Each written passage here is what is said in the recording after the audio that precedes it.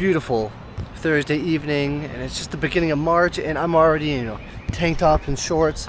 This weather's like what we get back home in Canada, and I thought I'd come to you with like a story time, just some information, a question that I get asked a lot every time I meet someone new in Guangzhou and constantly online, and that is how did I end up in China? Why did I come to China? Why did I end up staying in China for so long? And yeah, I thought I'd address that. I mean, it's a short story. There's not too much to it.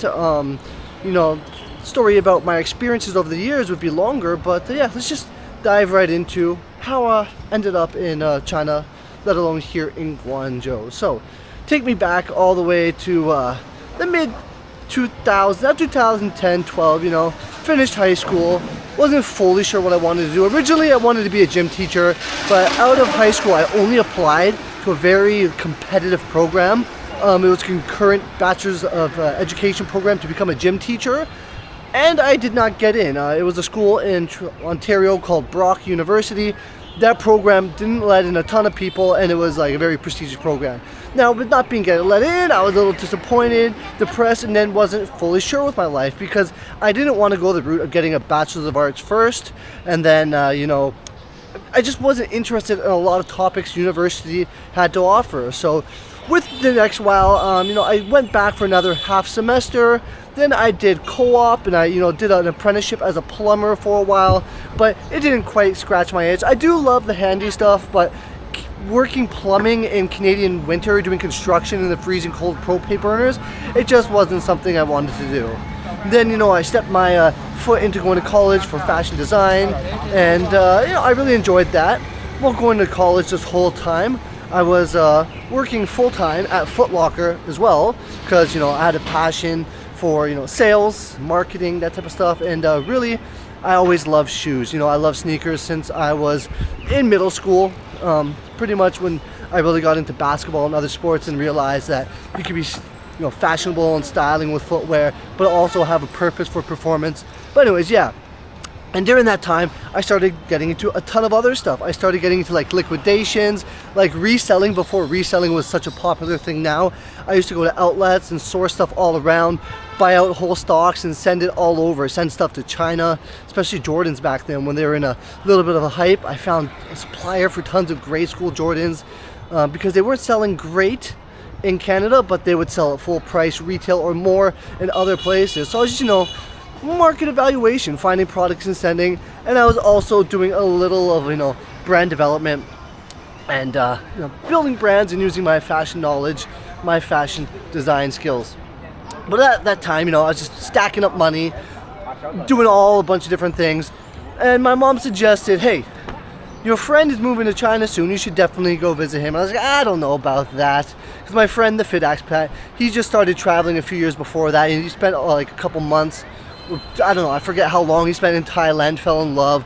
Then he went to visit a friend in Hong Kong, fell in love, and decided since he loved Hong Kong so much, he found opportunity to go teach English in China mainland. Now, he never knew what Guangzhou was, but online they're advertising it's this lush, tropical place, hot weather. They show you palm trees, and he's like, you know what? He's gonna dive all in and did it. So he did his TEFL certificate. We had a going away party for him. I went and saw him, and then the story kind of starts from there. He would message me now and then and say, hey man, I'm having a great time. We're partying, and when you're young, you want to party. You're going out a lot of nights, going to the bar, and he said it's just a really exciting life over here. And we lived in the suburbs of Toronto, Mississauga, and I mean, we would go out on the weekends, but like, you didn't have the downtown life I really wanted. And I could have moved out on my own and lived downtown Toronto, but I would have been living, even with all the extra work I was doing, paycheck to paycheck. And I don't know, Toronto, summertime is great, it's lit, but wintertime, it's, I don't know, it's a whole different thing. So anyways, he kept sending me pictures and all this, and I was like, it's exciting. And my mom kept pushing me, like, yeah, go visit him. So coming around to my birthday time, like June 2014, I think it was, I was like, you know what, okay, I'm gonna take 2 weeks off work. I had vacation time built up, like 4 to 5 weeks of vacation. I took 2 weeks off, I bought that plane ticket, and I flew over. And man, the first time I took that 12 to 15 hour flight, it was brutal. I took it in economy, and looking back, it's still horrible. But yeah, I came over. First thing though, I went from Toronto to Vancouver, Vancouver to Beijing, and then Beijing to Guangzhou. Now the thing, when I went from Vancouver to Beijing, for some reason, our flight got canceled from Beijing down to Guangzhou. And at that time, no one spoke English up there. So at that night, I'm just like, going, what's going on at the Beijing airport? I'm just following people from my airplane. And it turns out we get on a bus and they shuttled us to like a hotel for the night. And I ended up sharing a room with a roommate, guy I never even know, but a young guy who spoke a little bit of English, but offered me cigarettes. We went out to eat that night at a barbecue place. And yeah, it was a weird experience because I also couldn't get in contact with my buddy Taylor, the fit expat. He was waiting at the airport in Guangzhou for me, but my plane got canceled. It never arrived. So he's like, what's going on? My mom was freaking out. We can't get a hold of him. Finally, I got into some Wi-Fi and I messaged him and I'm like, hey, yeah, it got canceled. I'll be here in the morning of this time. So spent the night at that hotel, got back on the bus, got back on the plane, and then arrived in Guangzhou. Got off the plane in Guangzou and instantly the heat hit me. I was like, whoa, I love the heat. This is great. And in China, it has like this different smell compared to Canada to it. And I was just like, what is that? But it's different. Now I had traveled before, but only to the States. I never really traveled outside of the States at that point. So this was big for me. Arrived and he took me downtown. He lived in Lieda at the time, really nice area. But I mean, Lieda was not developed like it was today. There was tons of constructions, tons of building going up. But instantly I fell in love with it. Each night we went out, we went to the club, we went to the bar, we went to events. We hung out with his roommates and I was just like, yeah, this is great. During the day though, he still had to work. So I went out with his girlfriend at the time, ex-wife now, but we went out, she took me all the place. She took me to the fake markets for the first time and I was blown away by that. But also in that area, I saw all the manufacturing, all the wholesale clothing and whatnot.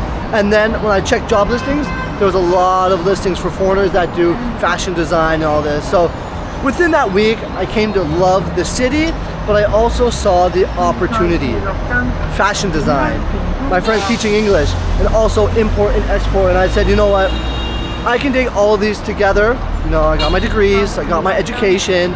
I also have, you know, the experience I can to try to do more than just one thing. There's just so much opportunity for me here in Guangzhou. I'm gonna take the dive, I'm gonna go back, I'm gonna get my stuff sorted out, I'm gonna sell off a lot of things, and then I'm gonna come back at least for a year. And that's what I did. The trip came to an end, it was a full week. I got back on the plane, went home, quickly. And as soon as I got back, I'm glad to see my friends and family, but it was on my mind the whole time, like, okay, how fast can I get back? So there's some things I did need to get sorted out. Like I had over 100 pairs of sneakers at that time. I had to cut down those possessions. It was just a ton of stuff. I had to give away a bunch of clothing at that time. I think I gave away like 12 large black garbage bags of clothing just to, you know, shelters, Goodwill, Salvation Army, that stuff. I had so much excess of stuff. And I thought I was gonna become a minimalist. I was like, you know, I'm gonna live out of a suitcase. Years later, that's not happening. You know, I still have a lot of stuff, but compared to what I did in my young adult ages, yeah, it's not even close. We're getting close to the mall here now. We're gonna go pick up some KFC. It's Thursday. They have a thing called Crazy Thursday, huge discounts. But we also gotta go up to the grocery store. I need to get some spicy lagama, I forget. Oh, wanna go get lagama upstairs? Okay, let's go to the elevator. But anyways, okay, let's continue. Yeah, had to get myself sorted out back home in Canada. And that's what I did. I also needed to, if I wanted to teach, I needed to get a TEFL. I needed to get like documents notarized, authenticated, all this stuff. So I looked into everything I needed. I already had a tourist visa. Oh, let's wait for the next one. Already had a tourist visa, but I needed to change to the correct visa that come over and work. At that time, just to get over, they were saying, you know, business visa was a whole mix-up of stuff. A lot differently nowadays than it was back then. But yeah, that's what I did. Got all my documents in order, everything I needed. And then by the next year came around, pretty much I came back in the September. So got everything ordered, said bye to my family, packed up 3 luggages, 2 luggages full of shoes, and 1 luggage of clothing. When I came back on that flight, this time I flew Air Canada VIP. I flew the business class, so you get that lay down bed, and that was one of the greatest decisions ever. if I have the money to, when I fly between Canada and China, business class is a lifesaver. Being able to lay down in that flight, for someone like me, I just can't sleep sitting up. So yeah. Anyways, came back, first year back, got a hand into, you know, the fashion industry. Money could be good, money could be bad. You know, it's businesses, it's what do you call it? It's I'm lost for the word right now. Hold on, we're going in the elevator. Commission, it's commission, that's the word I was looking for. It's commission based kind of. Erlo. It's commission based, so like you could get paid great, or not. So I want to find something a little more steady, and you know, I wanted to take my hand into import-export a little bit, but that also finding customers, you know, a little more difficult than I thought it would be. So finally, I was like, you know what, I'll just get into teaching. My mom is a teacher, my dad was a teacher professor.